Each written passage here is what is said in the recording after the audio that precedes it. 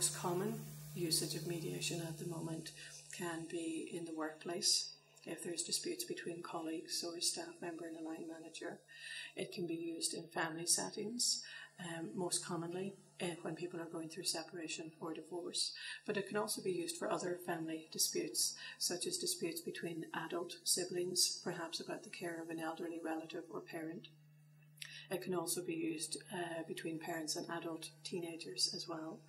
It's used in schools, both between the students and the teachers. And it can also be used in commercial settings as well, between companies who are in conflict with one another, perhaps about a contract that hasn't worked out. Well, there are other disputes that are not in the workplace. We would use mediation where children are being permanently excluded from school under Section 29 of the Education Act.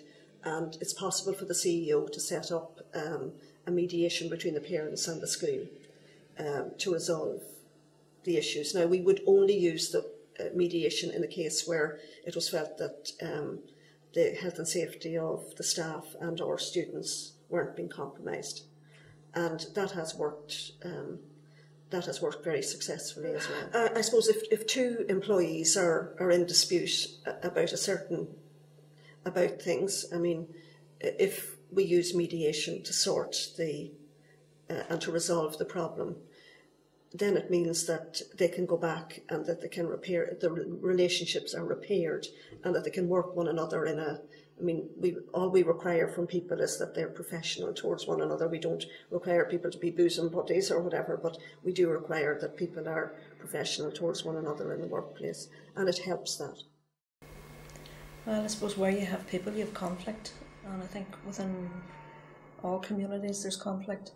Where we would see conflict, I suppose, within the organisation, I suppose there's always conflict because, you know, you may have tension between staff and voluntary management committee, maybe conflict within the voluntary management committee. You know, on a day-to-day setting here, you know, like you could have something very, very simple happens and then it kind of escalates. Somebody said something, somebody picked it up wrong. So you're kind of you know, manoeuvring around conflict all the time there.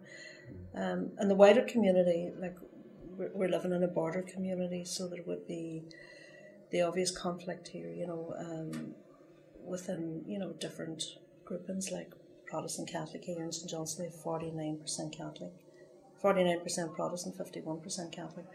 And while there is no really conflict between people in a normal setting, there is conflict there, you know, and we would have,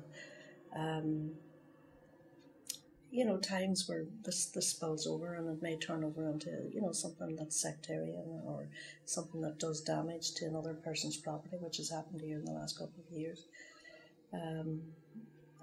Within neighbourhoods as well, you know, within housing estates you have conflict, and a lot of our work would be around supporting families, you know, maybe that are a bit vulnerable, a bit disadvantaged, and you often find that there's conflict within the community.